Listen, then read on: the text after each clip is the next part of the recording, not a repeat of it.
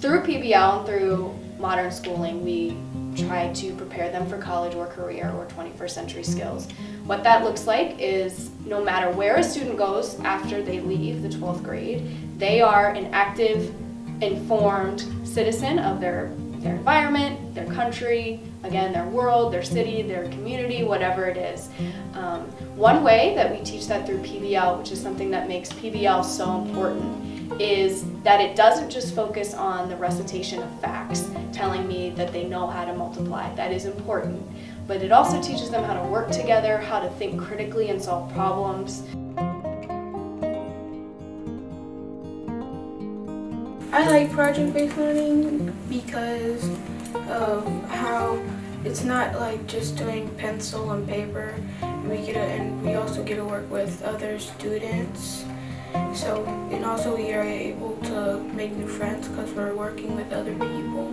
I feel like project-based learning is funner because with traditional we don't really get to try different things, and it's way more fun to do things that are new, and especially if you're doing experiments and things like that.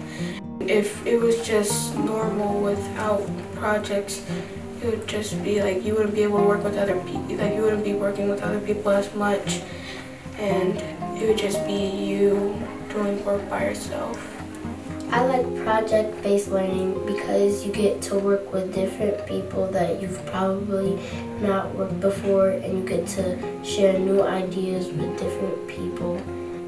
My experience in traditional learning is way different from project-based learning because when you're in traditional learning, you do most of the work by yourself, and you won't get, you don't really get a lot of people taste of creativity.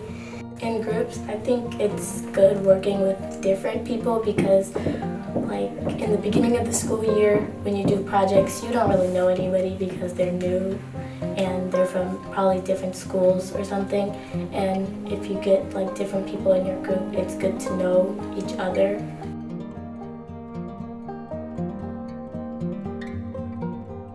The process of project-based learning begins with our teacher telling us the topic and our driving question. Then we say what we know or what we need to know about what the question is about. And then we get on our Chromebooks and research about it, or she just gives us a piece of paper with a lot of words on it about the topic we're going to be researching, and then we just have to go on from there.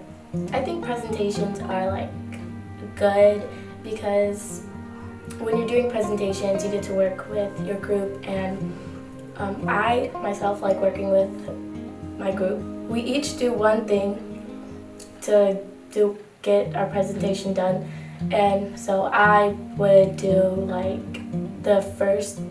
would do the research, and the other person would do the typing and the pictures and the rest, and we just get our presentation done, and I think it's good working with others in the group.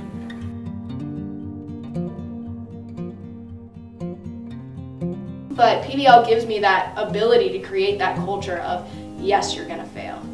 I'm not gonna give you the answer. If you don't come up with the right answer, we're gonna figure it out together. But the process is important. I need you to be thinking critically. I need you to be trying. And I tell them that, I say, I am never gonna be upset at you if you get the wrong answer, as long as you've tried. And PBL kind of gives something specific to build that culture in their agency grades and their collaboration grades and their ways to assess and to help students with those other skills needed other than just reciting maybe a math fact or something. Creativity is very important in our projects because there are things that different people are good at. So when we're in a group, we can all put that creativity together and make a good project. When I hear 21st century learning skills, in my mind, I just think of a normal classroom because that's really what you're supposed to do in a classroom. I think the 21st century learning skills will help me reach my goal because if I become a pediatrician, there will be other people that I will be working with, because when I go to the doctor, there's different people coming in the room, so there will be other people I have to cooperate and have a good sense of teamwork with. I think those skills will fit in a project, because in a project you really need to have like really good leadership, because sometimes in your group people are like they don't want to do it and they just get bored, and you just have to like encourage them to do their work, because if they don't do the work, then I might not get a good grade. Well, if you don't take responsibility, it could damage your grade and could really mess up what you're doing. And if you're working with other people, it could also mess up your grade. Technology helps me in the classroom because it makes it easier for us to do work. It gives us many different opinions and other things that people write on the internet, and it helps us with our work. Sometimes in projects, when people need help, I like to help them, because I feel like I'm the teacher and I'm teaching them. So it's like, do you need help with this? And then they either say yes or no. And when they usually say no, yes, when they usually say yes, I help them, and like, I don't give them the answers, but like I try to help them figure out the answers. And it's just fun being the teacher. I want to be like the second person, because my sister's older than me, so I want to be like the second person in my family to finish college. My goals in life is to be a doctor. I've been wanting to be a doctor since I was in preschool. One of my goals is to become a doctor because of a family situation that happened with my younger brother. Being a doctor, I would really think I would need to be need a lot of leadership, especially if I'm with some other people. I'm going to need to be able to work with them and be able to cooperate with them so we could get through the procedure.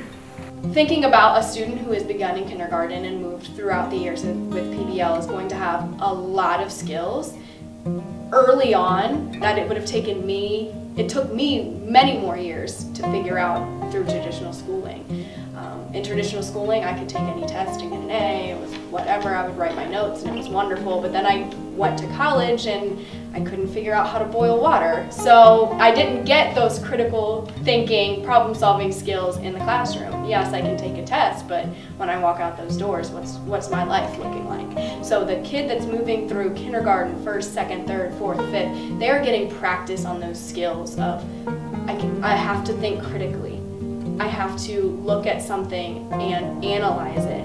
I have to problem solve. Here's a problem. No one is going to be able to fix this problem for you. So what are your steps? What are you going to do to solve this problem?